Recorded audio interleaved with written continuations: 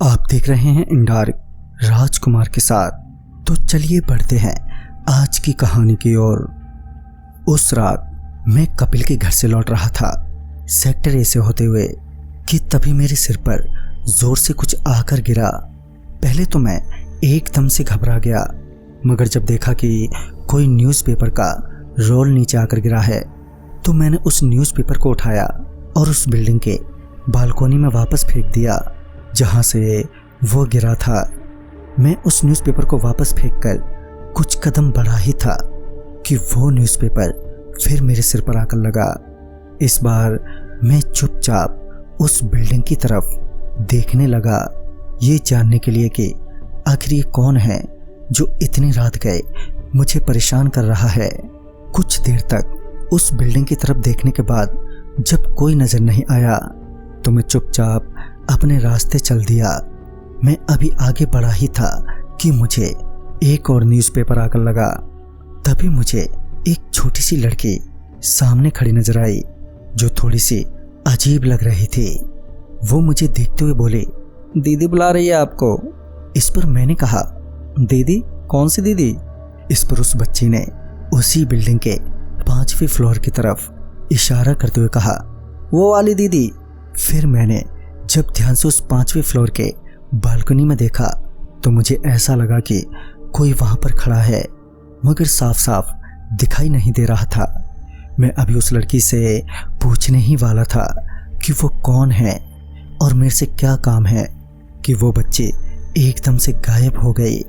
मेरे कपकपाते पैर और अचानक से चल रही सर्द हवा ये इशारा कर रहे थे कि यहाँ से जितना जल्दी हो सके निकल जाना चाहिए।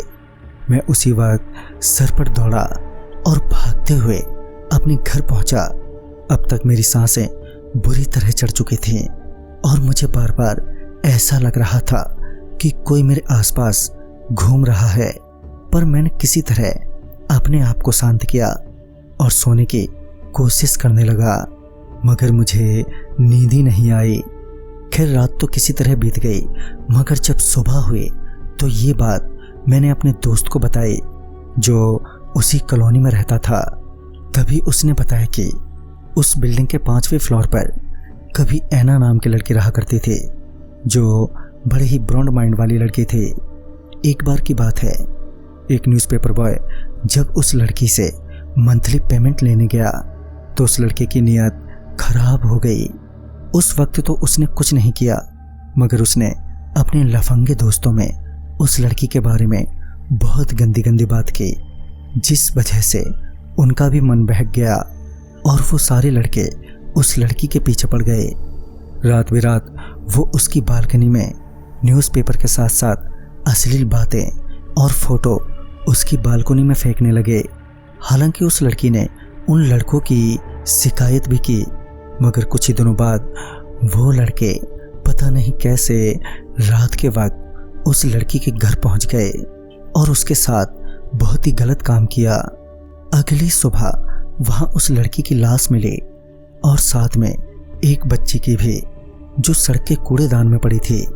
इस बात को बीते काफी वक्त बीत चुका है, मगर वो सारे हरामी लड़के पकड़े नहीं गए हैं। तो वहीं उस लड़की की आत्मा आज भी उस बिल्डिंग में तड़प रही है और अक्सर वहां से गुजरने वाले लोगों को न्यूज़पेपर फेंक कर मारती है।